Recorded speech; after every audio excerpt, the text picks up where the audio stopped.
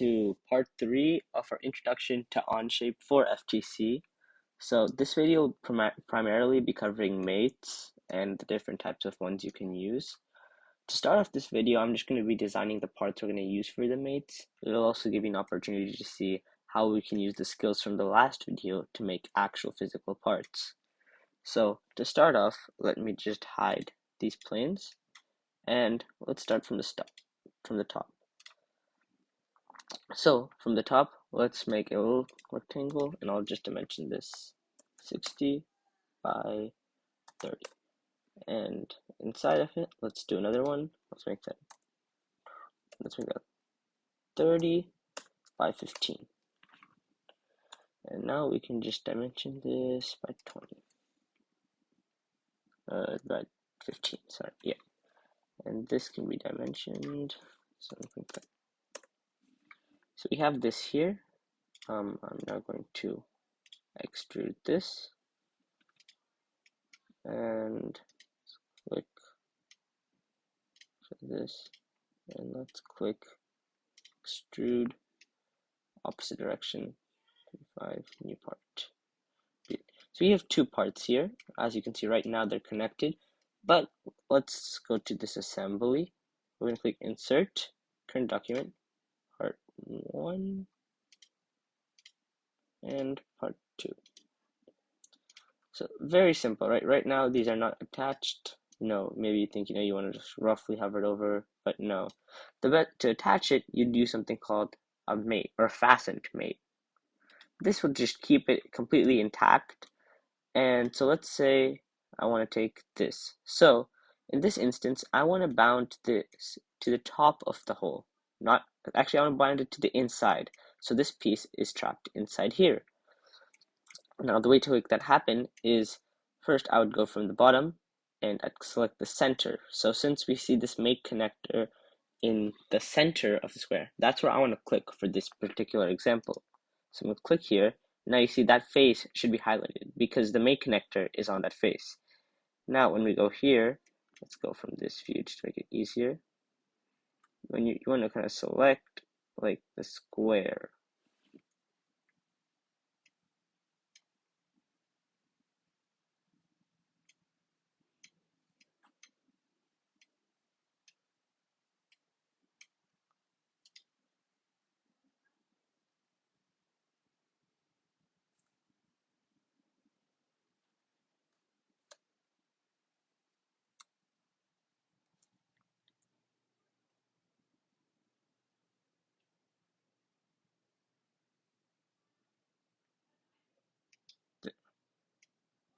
That took a little bit of time because there obviously wasn't anything there.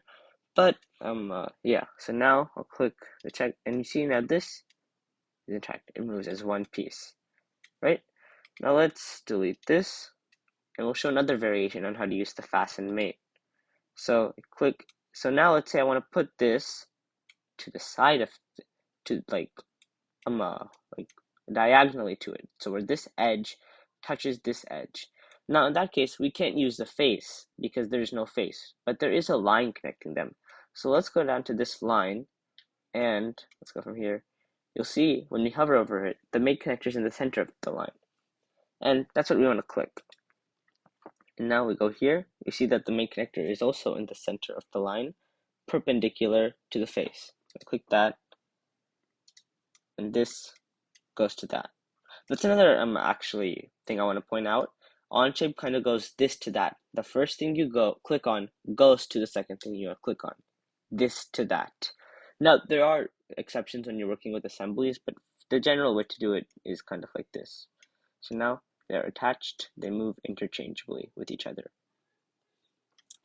Now there's multiple variations you can do with this, but this kind of gives you the basic understanding. Understanding mate connectors is something that you'll better understand after you do a bunch of practice with it, but this kind of gives you the basics and covers exactly what you need to know. Let's delete this, and now we're going to showcase another mate. So now that we've deleted that mate, let's go to the slider mate. What I'm going to do is same thing. I want to get this one, this line here. I'm going to click on this line here, and same thing as last time, the mate connectors in the center. Now when I click that, actually exit out of this mate, you see that this slides across this. Well, if I want to keep this intact, I can just click fix. This now cannot move, so only this slides along this axis, right?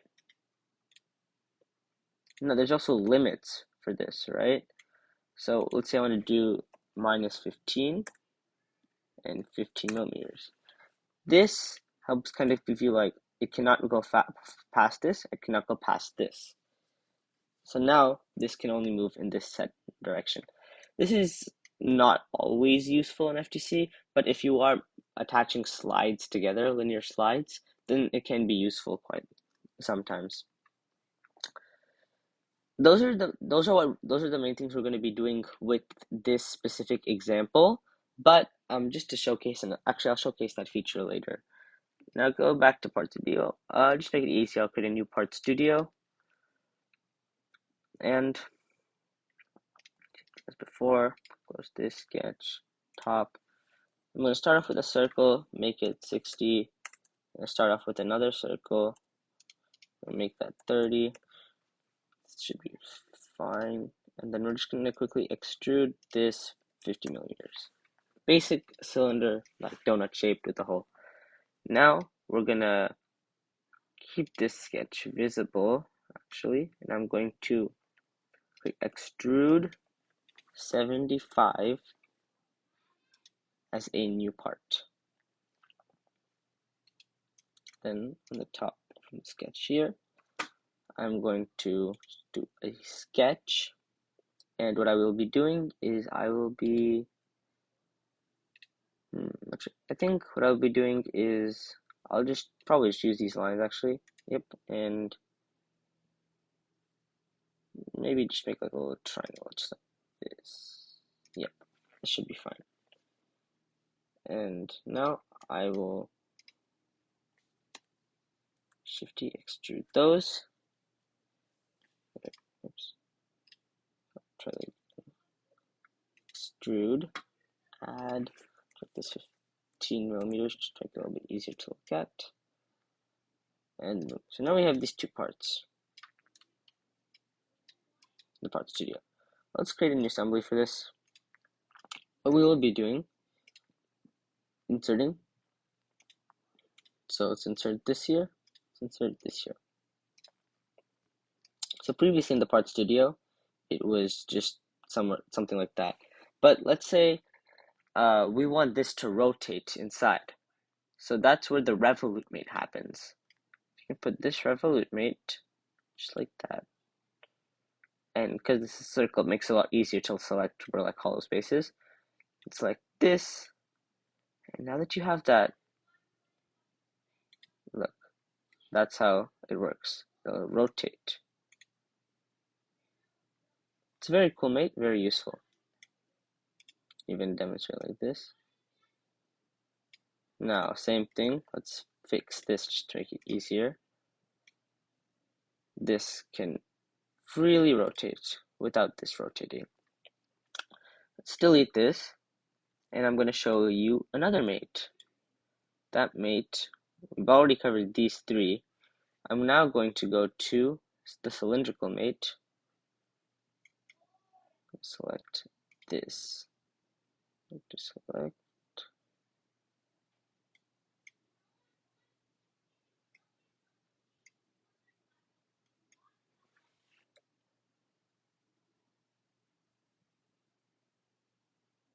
Just get that for now. Okay, it's fine.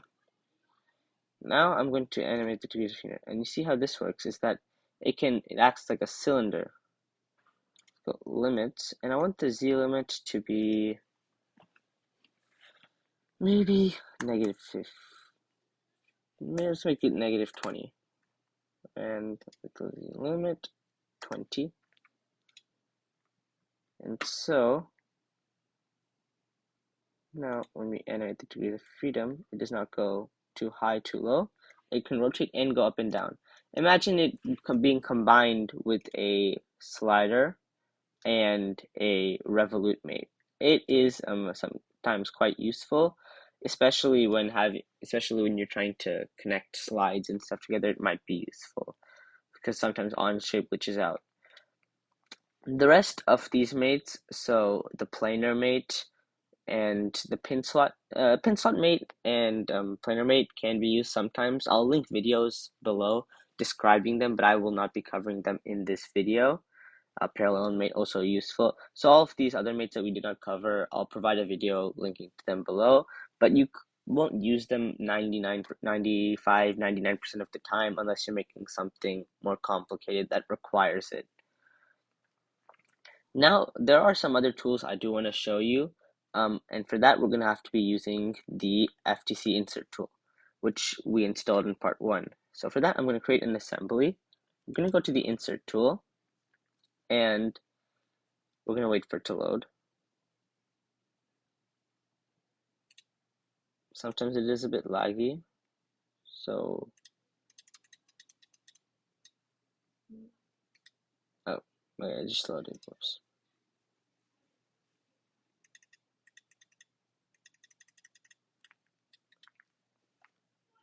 So this is obviously FTC insert tool is a little laggy. There is a like this thing where you can insert here other documents, FTC robotics parts users, and to get that you can email first@ptc.org or .com. I think it's .com. I'll put the email down below in the description as well. So for this, let's just go to structure, channel, U channel. Actually, you could have gotten a configurable one, but it's okay. And any one of these will work. Let's just get the 3-hole for now. It's relatively easy. We're going to go back to GoBuilder. So you can just click the tabs up here. We're going to go to Motion, and we're going to go to Motors. Also, just an announcement. This parts library is organized exactly how the website organizes the parts. So go build a website, will have the same organizational structure as this does. Now, we're just going to go to Yellow Jacket Planetary Gear Motors, and you can click any one of these. I'm just going to select a 435 RPM motor, which is also 13.7 to 1 ratio. We're going to go back. Actually, yeah, this is everything. So now we have this. Just to make this a little bit easier on ourselves, I will rotate this 90 degrees. Let's chill. Alright. Now this is really quite a useful tool. Just knowing how to attach these parts together, as well as like go build the parts. I'd recommend you do practice with that until you get it right. For this, we're just going to do a fastened mate, and we want to align this motor to where the shaft goes through the big hole.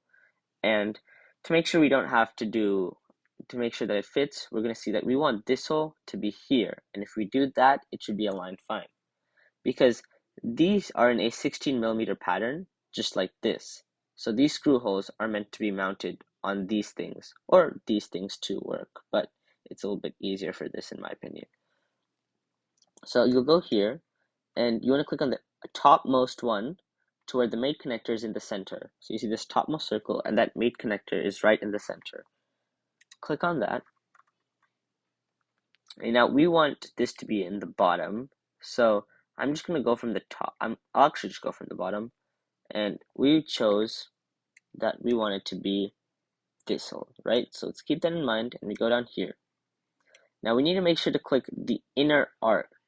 So this is the inner arc of that. We see the mate connector is in the center. Make sure not to click the top one, to make sure it's the bottom one.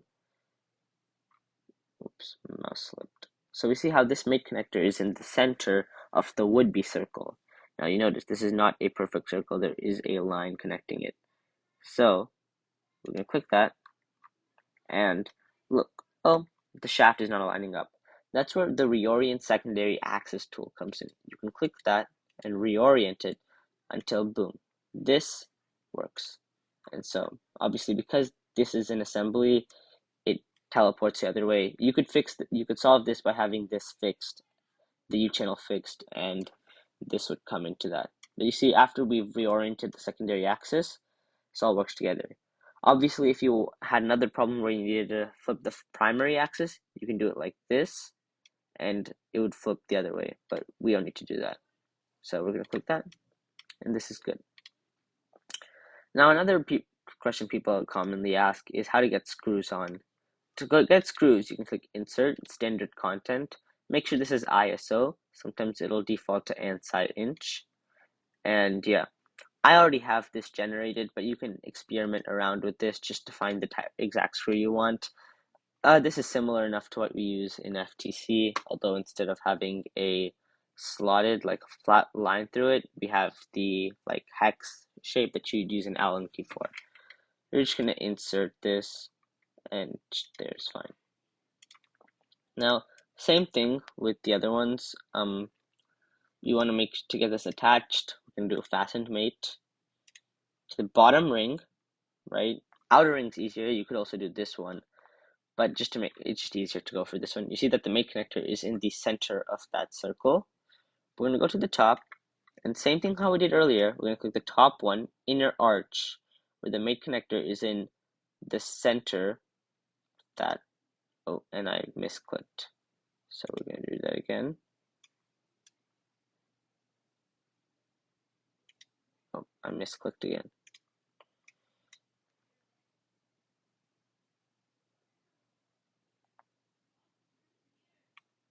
Sometimes it helps to get a better angle. Yep. So you can get that, and then if it's perfectly fine, we're going to click check. Now, it's tedious to get all of these on correctly at individually doing it. So you can do the replicate. I'm going to click instances is this, mates it all, and it'll autofill the mate because there's only one mate attached to it. Although if you need to, you can select the exact mate. Then you want to do match individual edges, and then you're going to click the inner arc just like we did before. And what will happen is this part will be replicated and mated on in the proper fashion. Now, let's say you don't want this exact screw. I'm going to insert, and instead of this, we're going to do, let's go with this screw, right? So we're going to click insert, screw will be inserted right here. Actually, sorry, that's a M1.6, we want an M4. So, insert an M4 here, great. I'm going to go and delete that. I'm going to click replace instance. I'm going to replace, say I want to replace this instance. Now replacement component, I want to select screw. Select replacement. Current document, assembly, and we are in assembly. One second. You can actually just do this and select like this. It makes it easier. And would you look at that? It has been replaced. Now the only problem is that because we did it before the replicate, this replicate does not work. But that is an easy way to replicate each part. That's going to be it for today's video. Just to recap, we learned the different mates and how to replace and replicate instances. For these mates, I will be providing videos if you do want to learn about them. And the next video, we're going to be using what we've learned in order to make a basic claw.